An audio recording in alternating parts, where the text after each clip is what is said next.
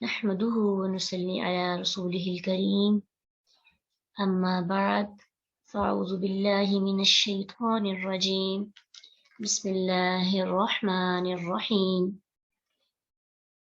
اللهم أرنا الحق حقا وارزقنا اتباعه وأرنا الباطل باطلا وارزقنا اجتنابه رب اشرح لي صدري ويسر لي أمري واحلل عقدة من لساني يفقهوا قولي رب زدني علما اللهم ربنا زدنا علما۔ سورت یوسف مکی سورت ہے، اس کے 12 رکوع ہیں اور 111 آیات ہیں۔ سورت یوسف مکہ میں نازل ہوئی۔ اب جب بھی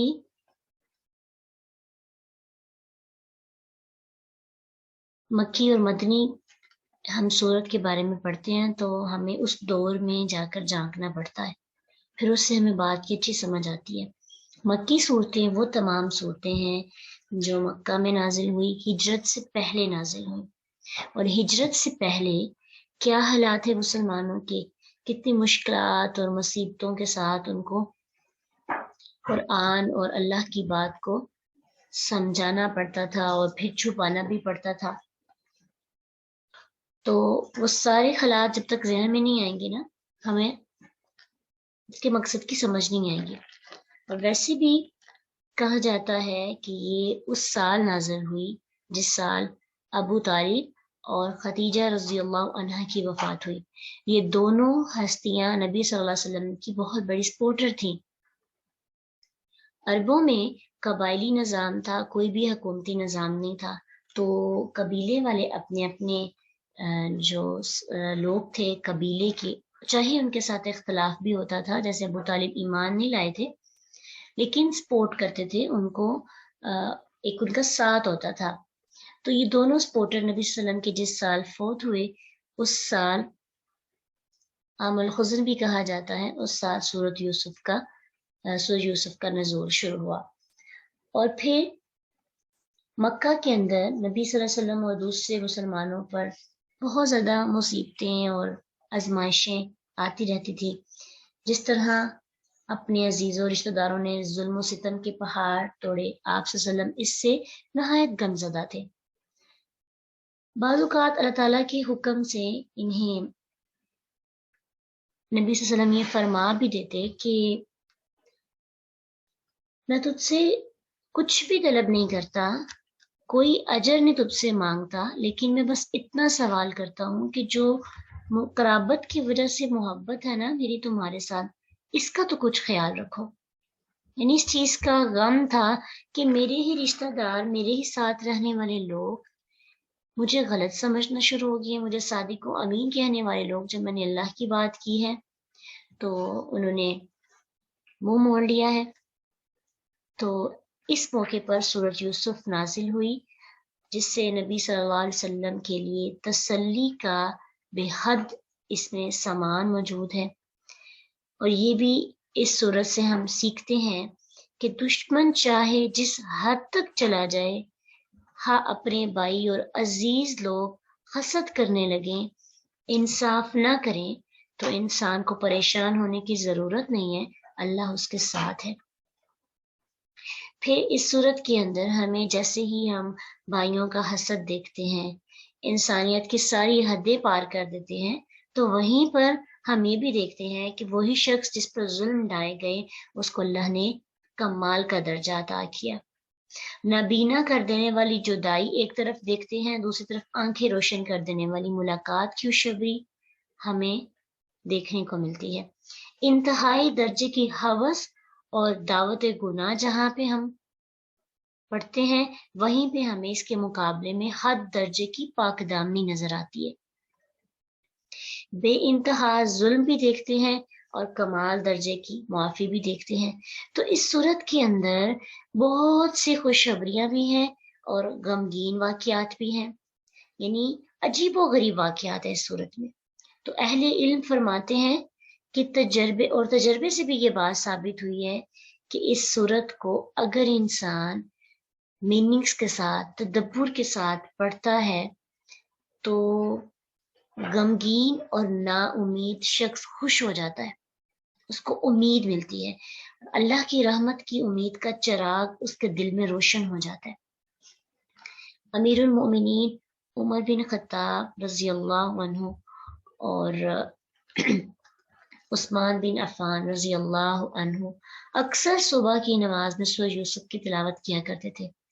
عبداللہ بن شداد کہتے ہیں کہ میں نے عمر رضی اللہ عنہ کی ہچکیوں کے ساتھ رونے کی آواز سنی، جبکہ میں صف کے آخر میں تھا اور وہ یہ آیت پڑھ رہے تھے، انما اشکو بسی و حزنی الی اللہ، جو یعقوب علیہ السلام نے اللہ سے بات کی تھی نا کہ میں تو اپنے ظاہر ہونے والی بے قراری اور اپنے غم کی شکایت کس سے کرتا ہوں؟ صرف اللہ سبحانہ تعالیٰ سے۔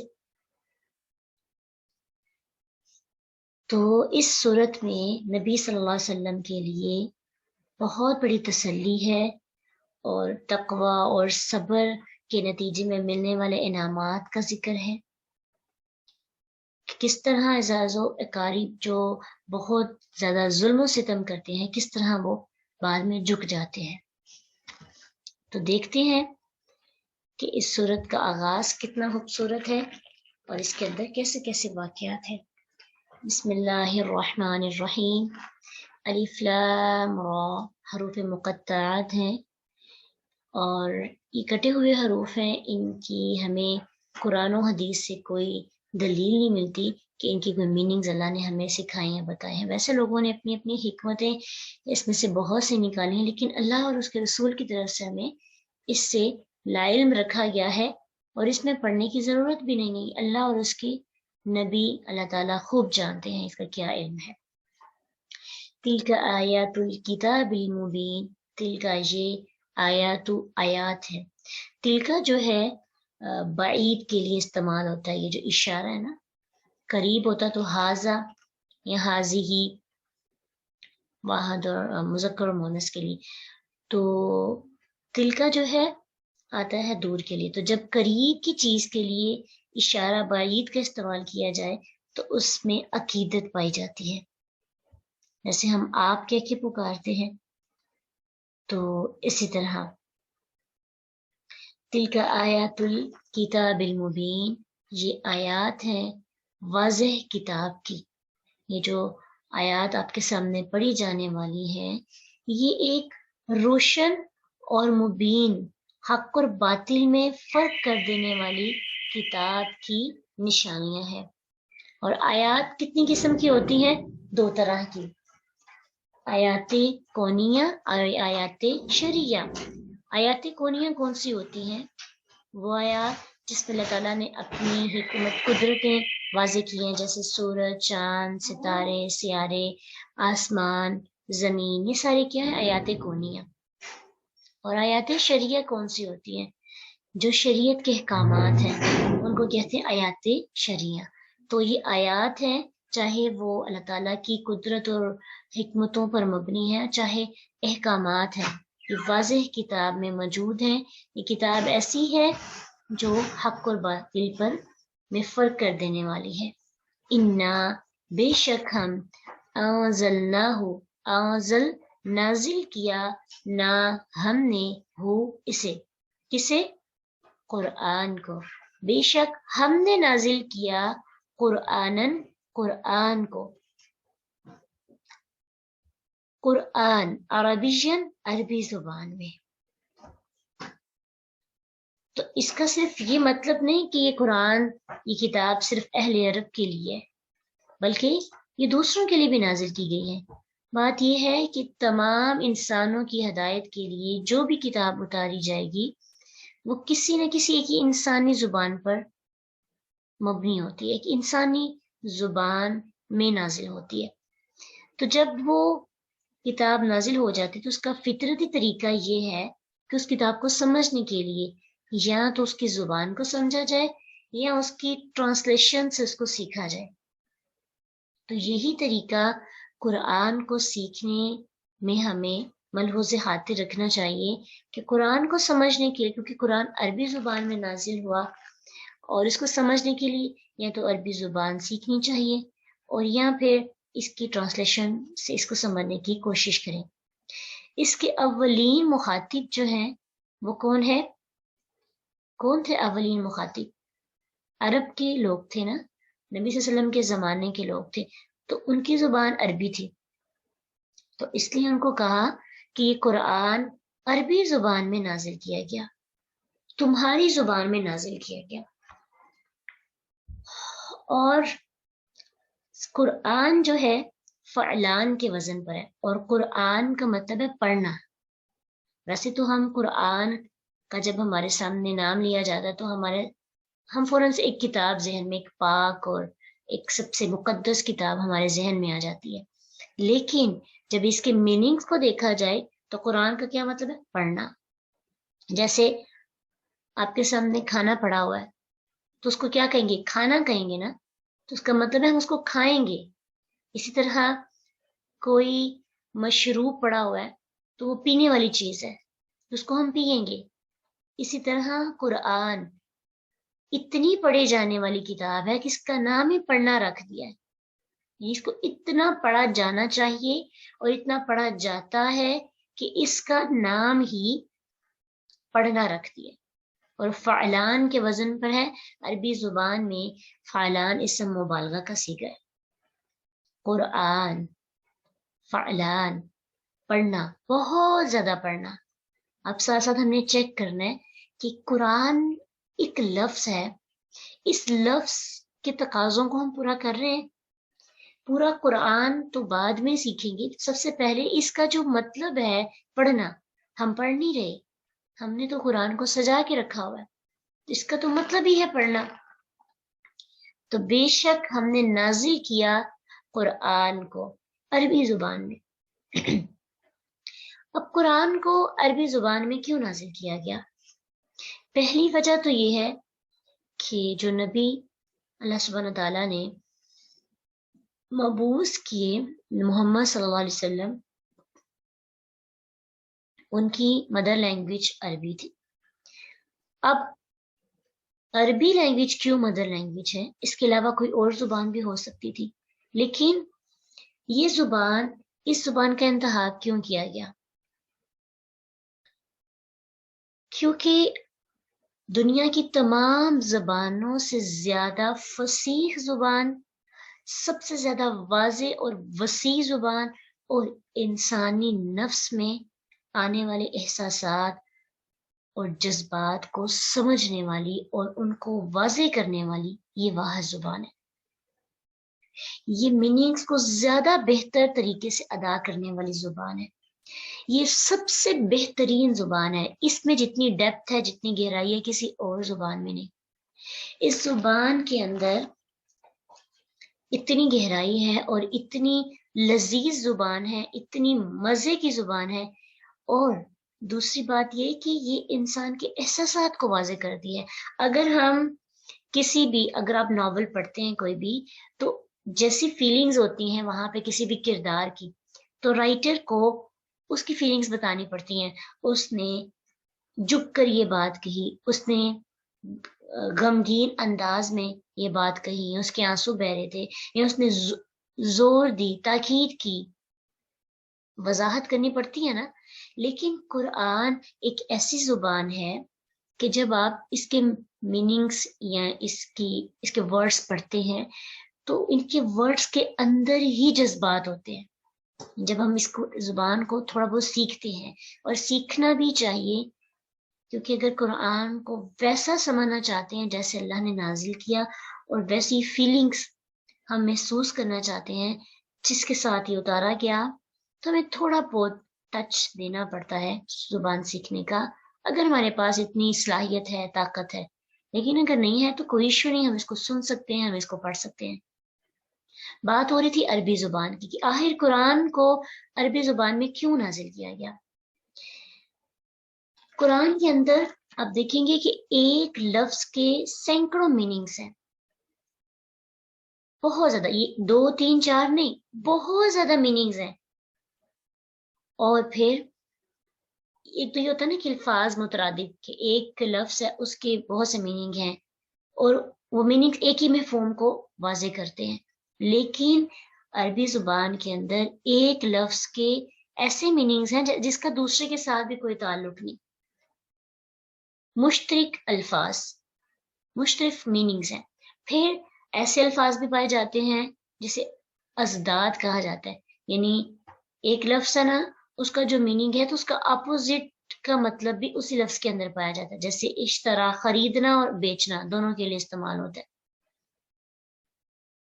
شین رائی آئس کا روٹ ورڈ ہے، خریدنا بھی اور پھر بیچنا بھی۔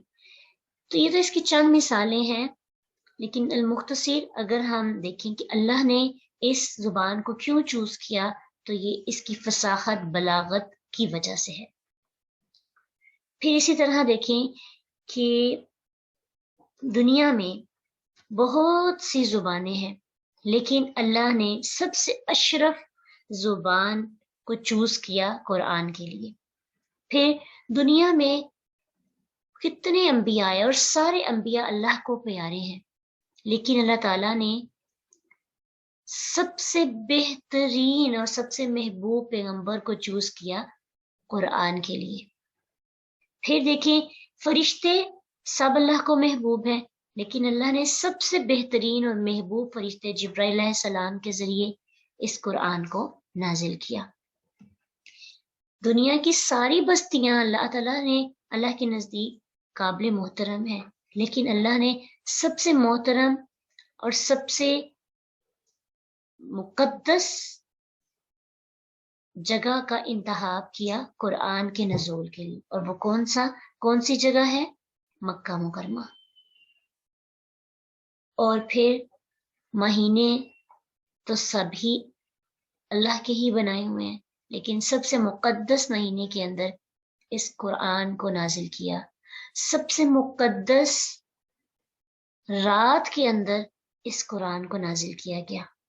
اب سوچئے کہ قرآن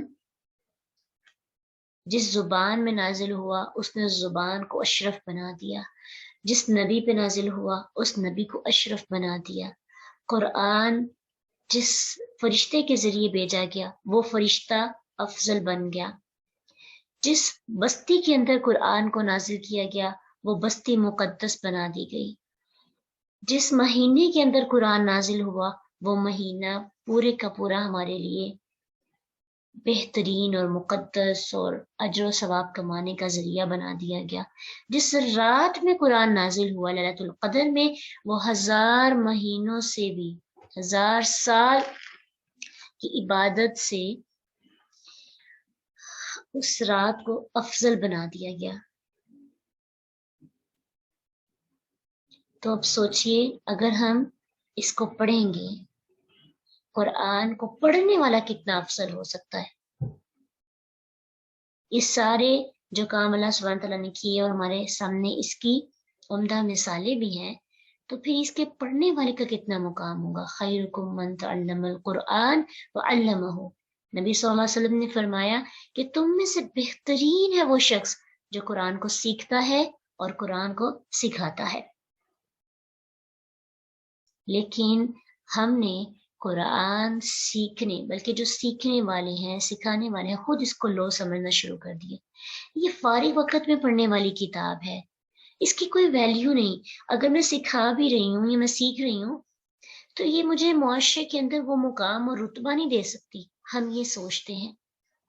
حالانکہ جو مقام، جو رتبہ، جو برکتیں ہمیں اس کے ساتھ جڑنے سے، اس کو پڑھنے سے حاصل ہوتی ہیں، وہ ہمیں کسی اور چیز میں حاصل ہو نہیں سکتی۔ ہم جو دنیا کے اندر جتنا بھی مال دولت جمع کر رہے ہیں، وہ سب کی سب اس قرآن کو پڑھنے سے زیادہ نہیں ہو سکتی۔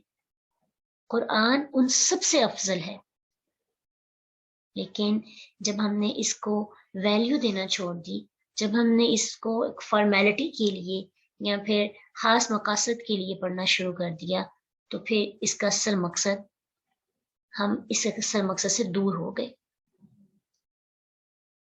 تو ہمیں سب سے پہلے تو یہ دیکھنا ہے کہ یہ ایک بہترین کتاب ہے، تو اس کو اس جیسا مقام عطا کریں کم از کم اپنی نظروں میں، تو ہی ہم اس کو سمجھ سکتے ہیں۔ اللہ نے تو بہت افضل بنا کر اس کو بھیجا، ہم نے اس کو عام کر دیا ہے۔ ہم اس کے ساتھ وہ رشتہ نہیں بنا پاتے جس رشتے کو بنانے کا ہمیں کہا گیا ہے۔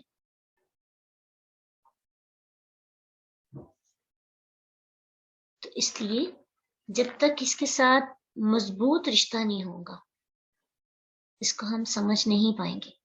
تو اللہ نے اگر توفیق عطا کی ہے نا اس سفر کو شروع کرنے کی، تو ہمیں نیت بنانی چاہیے کہ اللہ نے شروع میں ہی ہمیں سمجھایا ہے اِنَّا أَنزَلْنَاهُ قُرْآنًا عَرَبِيًّا، بے شک ہم نے نازل کیا قرآن عربی میں، لَعَلَّكُمْ تَعْقِلُونَ، تاکہ تم اس کو سمجھ سکو۔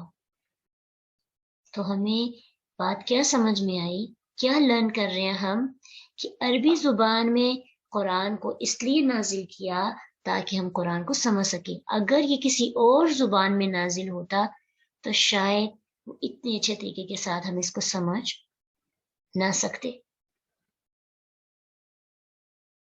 قرآن کے وہ میننگز جو اللہ سبحانہ تعالیٰ نے بتائے ہیں ان تک نہ پہنچ سکتے۔ تو بذات خود کبھی یہ سوال ہمارے ذہن میں آ جاتا ہے کہ عربی میں کیوں، ہر لینگویج میں قرآن نازل ہونا چاہیے تھا۔ تو عربی میں نازل کرنے کی ایک بہت بڑی وجہ ہے کہ اس کے اندر ساری چیزیں کور ہو جاتی ہیں۔ پھر اس آیت سے ہمیں یہ بات بھی سیکھنے کو ملتی ہے کہ قرآن کے نازل کرنے کا مقصد صرف اس کو پڑھنا ہی نہیں بلکہ اس کو سمجھنا بھی ہے، اس کے فہم تک پہنچنا ہے، اس کے ذائقے کو محسوس کرنا ہے، تاکہ تم سمجھ سکو، عقل تمہاری واپس آ سکے اور اپنی عقل اس میں لگاؤ۔ تو قرآن میں اپنی عقل لگانی چاہیے۔ دنیا کے اور کام میں بھی تو ہم اپنی عقل لگاتے ہیں نا، اتنے ہنر سیکھتے ہیں اور اس میں ٹاپ پہ جاتے ہیں، اور ہماری خواہش بھی ہوتی ہے کہ ہمارے پاس جو سکل ہے وہ ہمیں دنیا کے اندر ہماری پہچان بنے۔ تو عقل کی بدولت ہی ہم آگے بڑھتے ہیں نا، اللہ تعالیٰ کی رحمت سے، جو اللہ نے رحمت ہم پہ نازل کی، اس عقل کو استعمال کرتے ہوئے ہم یہ سب کچھ سیکھتے ہیں اور پھر دنیا کو فائدہ پہنچتا ہے۔ کیوں نہ اپنی عقل میں سے کچھ عقل ہم قرآن کو سیکھنے کے لیے بھی لگائیں، قرآن کو سمجھنے کے لیے بھی لگائیں، لعلکم تعقلون، تاکہ تم سمجھ سکو۔ اور پھر یہ بھی ہوتا ہے کہ جب انسان کے پاس شعور نہیں ہوتا تو انسان قرآن کے ساتھ جڑتا ہے تو اس کے اندر شعور پیدا ہونا شروع ہو جاتا ہے، اس کی سمجھ بوجھ بڑھنے لگتی ہے، اس کا فہم بڑھنے لگتا ہے، اس کا تدبر بڑھنے لگتا ہے۔ جب ضروری یہ نہیں کہ آپ کے پاس عقل ہوگی تو قرآن سیکھیں گے، قرآن جس کے پاس عقل نہیں بھی ہوتی اس کو عقل بھی دے دیتا ہے، اس کو تھامے تو صحیح، اس کو پڑھے تو صحیح، اور پڑھنے کا مقصد سمجھنا ہو۔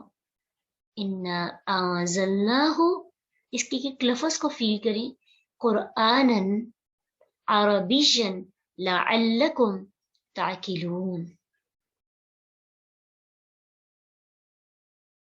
عربی زبان میں ہم نے قرآن کو نازل کیا تاکہ تم قرآن کو سمجھ سکو، قرآن کی اس فہم تک پہنچ سکو جس کے ساتھ اللہ نے اس کو نازل کیا۔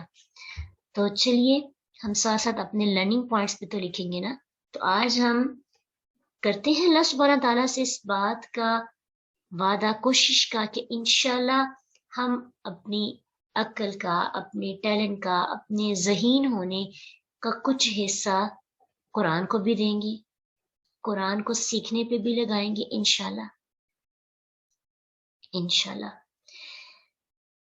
نحن نقص علیک احسن القصص، نحن بے شک، نقص ہم بیان کرتے ہیں، علیک آپ پر، علا پر، کا آپ، اور کا جو ہے واحد کے لیے آتا ہے۔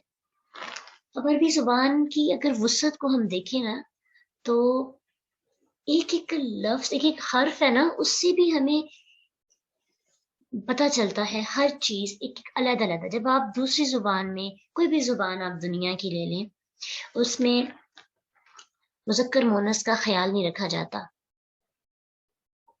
और फिर तस्निया, वाहद, जमा वाहद, यहाँ पे कोई जमा चीज़ है, तस्निया नहीं है। यानी इसमें कोई भी चीज़ है तो अगर वो वाहद है, मुज़क्कर है, अलैका, आप पर, तो हम बात कर रहे थे अरबी जुबान की वसअत की, कि देखिए का है, आप इसको थोड़ा सा यहाँ पे अगर आप सीख रहे हैं तो अरबी ग्रामर के लिहाज से भी कुछ पॉइंट्स जरूर सीखें, ताकि बाकी कुरान भी हम जब पढ़ें, जब ये इस तरह की मिलते जो, क्योंकि ऐसे वर्ड्स तो बहुत ज्यादा इस्तेमाल होंगे, ऐसे लेटर्स आते रहेंगे, जब हमें समझ होगी तो हम आसानी के साथ उसको पहचान सकेंगे। अलई का दरअसल मिल के बना है दो हरूफ से। अला अलहदा है, अला का मतलब होता है पर, और का आप का प्रोनाउन है। और अगर वाहिद हो, जो जिसको पुकारा जा रहा है या जिसके साथ बात की जा रही है, वो वाहिद हो और मुजक्कर हो, तो उसके लिए इस्तेमाल होता है का। और अगर इस का के नीचे जेर होती, यानी अलई की होता, तो इससे पता चलना था कि जिसको मुखातिब किया जा रहा है, जिससे बात हो रही है, वो एक लड़की है, फीमेल है, वो मुअन्नस है और वाहद भी है। ठीक है, का जबर के साथ आएगा काफ, तो वाहिद मुजक्कर के लिए, और काफ अगर जेर के साथ आएगा तो वाहिद मुअन्नस के लिए। अलई का, आप पर, और का आया है, इससे ये भी पता चलता है ये वाहिद है, यानी बात किससे की जा रही है, नबी सल्लल्लाहु अलैहि वसल्लम से। अगर यहाँ पे कुम होता, का की जगह पे कुम जमा के लिए, तो समझ आनी थी कि बात सारी उम्मत से की जा रही है, सब लोगों से बात हो रही है। ये छोटा सा फर्क जरूर जहन में रखें, क्योंकि हमें पता चल जाता है कि कहाँ पे अल्लाह सुब्हान तआला अपने नबी से बात कर रहे हैं, और कहाँ पे अल्लाह सुब्हान तआला पूरी उम्मत से, सहाबा से और बाद में आने वाले लोगों से बात कर रहे हैं। कैसे पता चलेगा, का और कुम से। का होगा तो आप, और अगर कुम होगा तो फिर जमा हो जाएंगे, तो सबसे बात हो रही है। ठीक है, ये एक पॉइंट है जो जहन में रखना है। नहनु नकुस्सु अलैका, हम बयान करते हैं आप पर, अहसनल क़सस, बेहतरीन किस्सों में से। अब यहाँ से बात हो रही है किस्से के बयान होने की, कि हम आप पर एक बेहतरीन किस्सा बयान करते हैं। किस्सा बयान करना क्यों जरूरी है? अब देखते हैं कि वो स्पीकर बहुत अच्छा माना जाता है और उसकी बात लोग बड़े ध्यान से सुनते हैं, जो अपनी स्पीच के अंदर कुछ वाकयात और कहानियों को ऐड करता है, और उसकी बात अच्छी तरीके से समझ भी आती है। जैसे कोई बंदा फलसफे पे बात कर रहा है, उसकी बात को लोग कम सुनते हैं, और अगर कोई मिसाल देकर, कोई कहानी सुनाकर बात समझाता है, तो उसकी बात लोग ज्यादा सुनते हैं। तो अल्लाह ने कुरान को इंसान की फितरत के मुताबिक नाजिल किया। और फिर ये भी नहीं बात कि इंसान सिर्फ कहानियां सुनाता रहे, कुरान पूरी की पूरी किस्सा गोई नहीं करती, किस्सों पे मबनी किताब नहीं है, बल्कि इसमें आप देखते हैं कि अहकामात भी हैं, फिर इसमें किस्से भी हैं, इसमें खुशबियां भी हैं, इसमें डरावा भी है। हर चीज को, हर स्टाइल के साथ कुरान को नाजिल किया गया, और इसी तरह कुरान के अंदर किस्सों का भी जिक्र किया गया। तो इससे एक बात पता चलती है कि इंसान अगर किसी को बात समझाए तो एक स्टाइल समझ में आता है। अल्लाह सुब्हान तआला का जैसे अंदाज है कि इंसान को अपनी स्पीच के अंदर या किसी को बात समझा रहे हैं तो कहानी हो, सच्ची सच्चे वाकया से समझानी चाहिए। और फिर ये भी बात समझ में आती है कि सिर्फ कहानियां सुनाने से ही इंसान दूसरों को बात नहीं समझा पाता, और इंसान कुरान को सिखा नहीं सकता। अब कुछ ऐसे भी स्पीकर्स मिलेंगे जो सिर्फ किस्से सुनाते हैं, और जज्बाती तौर पर लोग बड़े मोटिवेट होते हैं, लेकिन जैसे ही स्पीच खत्म होती है तो सारे जज्बात खत्म हो जाते हैं। तो सिर्फ जज्बात को ही टारगेट में नहीं रखना चाहिए, कभी कभार अक्ल को भी इंसान चैलेंज करे। स्पीकर को चाहिए कि वो अक्ल को चैलेंज करे, ताकि बाद में भी बातें जहन में रहें, और इंसान अपनी जब अमल करने लगे तो जहन में बात आ जाए, मैंने तो ये बात सीखी थी। نحن نقص علیک، ہم بیان کرتے ہیں آپ پر احسن القصص، بہترین قصوں میں سے۔ احسن القصص، بہترین قصہ کیا ہوتا ہے؟ جس کے الفاظ بھی اچھے ہوں، جس کا سٹائل بھی اچھا ہو، جس میں بات انسان کی فطرت کے مطابق کی گئی ہو، انسان کے جذبات کا خیال بھی رکھا گیا ہو، پھر اسی طرح وہ انسان کے ایمان میں اضافے کا باعث بھی بنے، انسان کی روح کو سکون بھی پہنچائے۔ تو قصوں کے اندر ایسی خوبیاں جو انسانی قصے ہیں ان کے اندر نہیں پائی جاتی۔ یہ صرف اللہ سبحانہ تعالیٰ نے جو قصے بیان کیے ہیں نا، ان کے اندر ان تمام چیزوں کا خیال رکھا گیا ہے۔ آپ کوئی بھی ناول لے لیں جس کو آپ پڑھتے ہیں تو فکشن ہوتے ہیں، سچ پر مبنی نہیں ہوتے، اور پھر یہ ساری خوبیاں بھی ان کے اندر نہیں پائی جاتی۔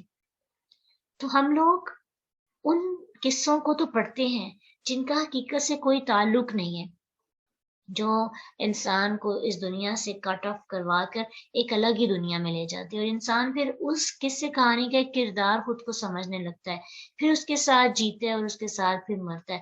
اگر اچھا سین ہو، اچھی بات ہو تو بڑی خوشی کے ساتھ انجوائے کرتا ہے، اور جب اگر حالات تھوڑے برے آئے ہوں تو انسان کا اپنا موڈ بھی چینج ہو جاتا ہے، اور قصے انسان کو دنیا سے کسی دوسری وادی میں لے جاتے ہیں، اور انسان کو پتہ بھی ہوتا ہے کہ ان میں کوئی کسی قسم کی سچائی نہیں، پھر بھی اپنی لذت محسوس کرنے کے لیے، اور بہت سے ایسے لوگ بھی ہیں جو ایڈکٹ ہو جاتے ہیں ان کہانیوں میں، ان قصوں کے اندر، حالانکہ ان کے اندر کچھ بھی لرن کر، اور بعض اوقات یہی کہانیاں اور قصے جو جھوٹ پہ مبنی ہوتی ہیں ہمیں غلط رستے کی طرف لے جاتی ہیں۔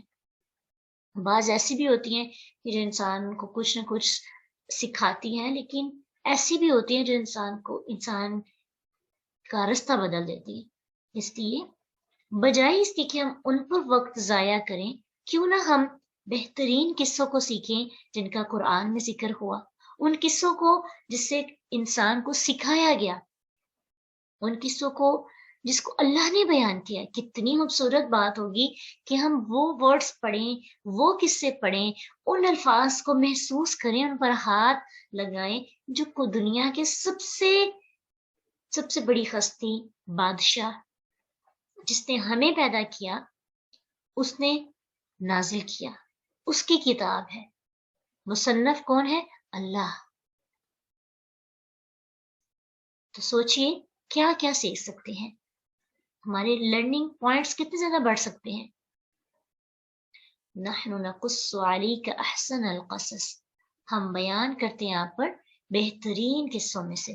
تو انشاءاللہ اس آیت سے کیا ہم لرن کرتے ہیں کہ ہم قرآن کے قصوں کو محبت کے ساتھ سیکھنے کی غرض سے ان کو پڑھنا چاہیے، تاکہ جو اللہ سبحانہ تعالیٰ تسلی ہمیں ان قصوں سے دیتے ہیں، ان چھوٹی چھوٹی کہانیوں سے کچھ ڈیٹیل میں بھی بیان کی گئی ہیں، اس بات کو سمجھ بھی سکے۔ اور پھر یہ بھی کہا جاتا ہے کہ پورا قرآن ہی احسن القصص ہے، لیکن سورۃ یوسف جو ہے ایک بہترین قصہ ہے۔ پورے کا پورا قرآن بہت خوبصورت ہے، اور اس خوبصورت قرآن میں خوبصورت واقعہ، خوبصورت قصہ سورۃ یوسف کا ہے، جس کو سیکھنے کا اللہ سبحانہ تعالیٰ نے ہمیں موقع دیا۔ بما اوحینا الیکا، اس وجہ سے کہ وہی کیا ہم نے آپ کی طرف، حاضل قرآن، یہ قرآن، وَإِن كُنْتَ، اور بے شک تھے آپ، من قبلہ، اس سے پہلے، لمن الغافلین، البتہ بے خبروں میں سے، یعنی آپ کو اس سے پہلے اس قصے کے بارے میں علم نہیں تھا۔ کیوں؟ کیونکہ یوسف علیہ السلام کا جو قصہ ہے وہ عربوں کا قصہ نہیں تھا، وہ بنی اسرائیل میں سے تھے، تو عربی جو تھے، جو عرب کے لوگ تھے، وہ اس کو نہیں جانتے تھے۔ ہاں، وہ باہر تجارت کرنے جاتے تو وہاں سے جب ان کا ایسے لوگوں کے ساتھ، بنی اسرائیل کے کچھ لوگوں کے ساتھ سامنا ہوتا تو وہاں سے قصہ یہ سن لیتے، اور پھر آ کر اللہ کے رسول سے مذاق کے طور پہ پوچھتے، تمسخر اڑاتے ہوئے، اچھا آپ تو بڑے سچے نبی بنتے ہیں، بتائیے آپ کو اس قصے کے بارے میں پتہ ہے؟ تو پھر اللہ تعالیٰ نے یہ نازل کیا، اور پھر فرمایا کہ یہ آپ کو ہم بیان کر رہے ہیں اس لیے کہ قرآن آپ کی طرف نازل کیا گیا ہے، اس سے پہلے آپ اس کے بارے میں نہیں جانتے تھے، آپ کو علم نہیں تھا، آپ اس کے بارے میں کسی قسم کی انفارمیشن آپ کے پاس نہیں تھی۔ یہ غیب کی خبریں ہیں جنہیں ہم آپ کی طرف وحی کرتے ہیں، نہ آپ اس سے پہلے جانتے تھے اور نہ ہی آپ کی قوم والے اس کی اصل حقیقت کو جانتے تھے۔ اس سے کی بات پتہ چلتی ہے کہ انبیاء کو انہی باتوں کا پتہ ہوتا ہے جو اللہ سبحانہ تعالیٰ ان کو بتاتے ہیں، اس کے علاوہ جو غیب کی خبریں ہیں وہ ان کو معلوم نہیں ہوتی، ان کے پاس اتنا ہی نالج ہوتا ہے جتنا اللہ نے ان کو دیا۔ وَإِن كُنتَ مِن قَبْلِهِ لَمِنَ الْغَافِلِينَ۔ تو آج ایک بہت خوبصورت تمہید تھی جس کو ہم نے سیکھا ہے، انشاءاللہ قصہ ہمارا کل سے شروع ہوگا۔ آج کے کیا لرننگ پوائنٹس ہیں؟ سب سے پہلے تو یہ بات کہ یہ جو ہم قصہ سیکھنے لگے ہیں، جو واقعہ سو یوسف میں، یوسف علیہ السلام کا، اس میں ان تمام لوگوں کے لیے جو بے چین ہیں، جو پریشان ہیں، جو غمگین ہیں، ان کے لیے بہت تسلی ہے، ان کے لیے خوشخبریاں ہیں۔ یقین کریں یہ پڑھنے کے بعد، تدبر کرنے کے بعد، سیکھنے کے بعد، تاکلون، اس لفظ پہ غور کرنا ہے، سیکھنے کے بعد ہم اپنے بے چین دلوں کو امید دے سکتے ہیں انشاءاللہ۔ تو سبھی کے دل بے چین ہوتے ہیں نا، پریشان تو سب ہوتے ہیں، تو انشاءاللہ ہم یہاں سے تسلی لیں گے۔ اور آپ امیجن کریں کن حالات میں یہ نازل ہوئی، مکی صورت ہے نا، کتنے مشکل حالات تھے، عزیز و اقارب ہلاک ہو گئے۔ تو جب بھی عزیز و اقارب ہلاک ہو جائیں، اپنے آپ کا ساتھ چھوڑ دیں، تو سو یوسف کو ضرور ایک بار پڑھنا چاہیے۔ صرف تلاوت نہیں، تلاوت سے تو اجر ملے گا نا، سکون تو، سوالوں کے جواب تو تبھی ملیں گے جب ہم اس کو سمجھ کے پڑھیں گے۔ پھر آج کے لیسن سے ہمیں یہ بات سمجھ میں آتی ہے کہ قرآن ایک ایسی کتاب ہے جس کو پڑھنا چاہیے، اور کوشش کریں کہ اپنی سیکھنے والے جو ہمارا شوق ہے اس میں عربی کو تھوڑا بہت سیکھنے کی بھی کوشش کریں تاکہ اس کو اچھے طریقے سے سمجھ سکیں۔ اور یہ بھی بات ہم نے آج سیکھی کہ قرآن کو صرف پڑھنا ہی نہیں، اس کے پڑھنے کا مقصد کیا ہونا چاہیے، یہ ہائی لائٹ کریں، لعلکم تعقلون۔ آج کا جو سب سے امپورٹنٹ ورڈ ہے تعقلون، کیوں پڑھیں ہم قرآن کو، آخر وجہ ہی کیا ہے، پڑھنا کیوں چاہیے؟ اجر تو ملنا ہے، وہ تو آخرت میں ملے گا نا، لیکن دنیا کے اندر ہمیں سے کیا ملے گا؟ ہدایت، نور، برکتیں، رحمتیں کیسے ملیں گی؟ ریمائنڈر ہے ہمارا، یہ نصیحت ہے ہماری، یہ کیسے؟ جب ہم اس کو سمجھ کے پڑھیں گے۔ پھر آج کے اثر سے ہمیں یہ بھی بات سمجھ میں آئی کہ دنیا کے اندر بہت سے قصے پڑھے جاتے ہیں، لیکن بہترین قصے وہی ہیں جو اللہ نے بیان کیے، اور ہمیں ان کو پڑھنا چاہیے اور ان سے لرن کرنا چاہیے۔ قصے بہترین وہی ہوتے جس میں عبرت ہو، جس میں کچھ سکھانا مقصد ہو، صرف مذاق اس میں نہ ہو، صرف ہنسانا مقصد نہ ہو۔ احسن القصص کون سے ہوتے ہیں؟ بہترین قصے جس کے الفاظ بھی اچھے ہوں، جس کا انداز بھی اچھا ہو، جس میں عبرت ہو، لرننگ پوائنٹس ہوں، جس میں انسانی جذبات کا خیال بھی رکھا جائے، جسے ایمان میں اضافہ بھی ہو، خلاوت محسوس ہو، لذت محسوس ہو، انسان اس کو سیکھ کر بہت کچھ اپنے اندر تبدیل کر سکے۔ تو لرن کیا کیا کہ دنیا کے جھوٹے قصوں کو پڑھنے اور اس میں ایڈکٹ ہونے کی بجائے اگر انسان قرآن کے ساتھ جڑ جائے تو انسان بہت اپنا وقت بچا سکتا ہے، اور انسان جو خوابوں کی دنیا میں رہتا ہے اس سے باہر آ کر ایک حقیقی زندگی جیتا ہے۔ اور لڑکیاں خاص طور پہ زیادہ خوابوں کی دنیا میں رہتی ہیں، اور اس کی ایک بہت بڑی وجہ یہ بھی ہوتا ہے کہ جب ہم جھوٹے قصے، کہانیاں اور ناول پڑھتے ہیں تو پھر ہم سمجھتے ہیں کہ اصل زندگی بھی ایسی ہوتی ہے۔ تو اگر اصل زندگی کو پڑھنا ہے نا، اصل قصے پڑھنے ہیں، تو پھر قرآن کو ہی پڑھنا چاہیے، سیکھنا چاہیے۔ آج کی آیات سے یہ بھی ہم نے سیکھا کہ اللہ سبحانہ تعالیٰ نے کسی کو بھی غیب کے علم سے نہیں نوازا، اتنا علم عطا کیا ہے جتنا اللہ نے سکھایا ہے۔ تو اللہ سبحانہ تعالیٰ ہمیں سمجھنے کی اور قرآن کے ساتھ وقت گزارنے کی توفیق عطا کرے. کل انشاءاللہ اصل کہانی شروع کریں گے. وآخر دعوانا ان الحمد للہ رب العالمین. سبحانک اللہم وبحمدک نشہد ان لا الہ الا انت نستغفرک ونتوب الیک. السلام علیکم ورحمۃ اللہ وبرکاتہ. فإن مع العسر يسرا إن مع العسر يسرا فإذا فرغت فانصب وإلى ربك فارغب.